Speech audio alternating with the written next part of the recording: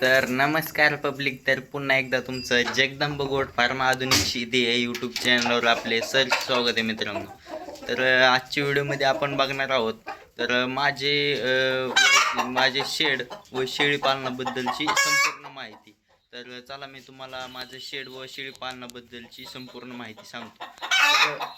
तर कोंबड्या जरा वाढायला लागल्यामुळं थोडा जरा प्रॉब्लेम येतो व्हिडिओ काढायला, तर घ्या समजून. तर हे बघू शकता.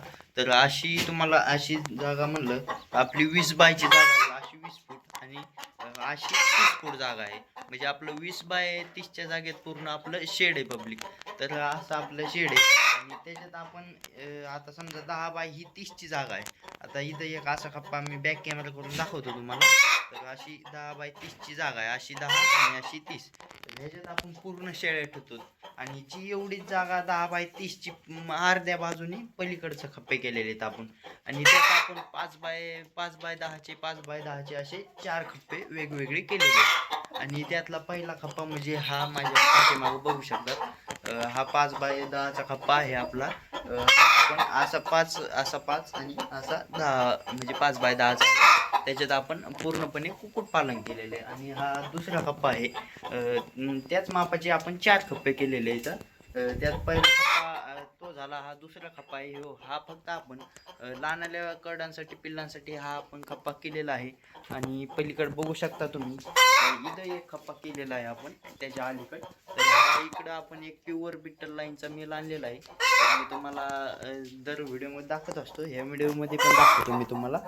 तर हे बघू शकता आपण हा प्युअर बिट्टल लाईनचा मेल आणलेला आहे. आणि ह्याच्या पलीकडेच पण एक आलसूट हे आहे खप्पा, त्यात आपण शिरोळी जातीचा मेल ठेवलेला आहे. तर ते काही इकडे बघत नाही. तर असे आपण 4 खप्पे केलेले आहेत. आणि त्यांचं खाण्यासाठी आपण त्यांना टोपल्या ते खायला ठेवत असतो कुट्टी करून. आणि हा झाला काडांबद्दलचं नियोजन. आता आपलं हे शेळी पालनातील नियोजन बघू शकता. शेडमधील ही आपण एक गव्हाण बनवलेली आहे, शेळी पालनासाठी गव्हाण बनवलेली आहे. तर ही गव्हाण आहे. ते जरा कोंबड्यामुळे थोडा प्रॉब्लेम होतो व्हिडिओ बनायला, तर घ्या समजून तुम्ही. तर ही गव्हाण आपण मार्केटमधून 3,500 रुपयांना गव्हाण बनवून घेतलेली आहे. तुम्ही अशी हे बघू शकता, याच्या शेळ्या पण खाता आहेत. आणि हे काय गव्हाण असल्यावर याचा खूप फायदा आहे.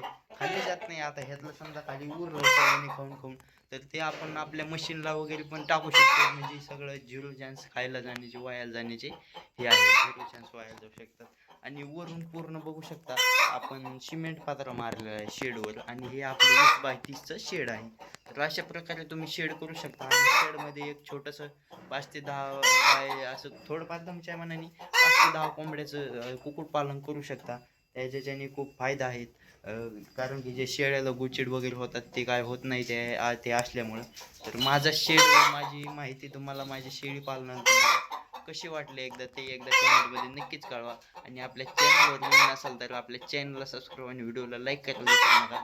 तर भेटू अशाच पुढे एक नवीन भन्नाट व्हिडिओमध्ये. तर तोवरक धन्यवाद. Bye bye.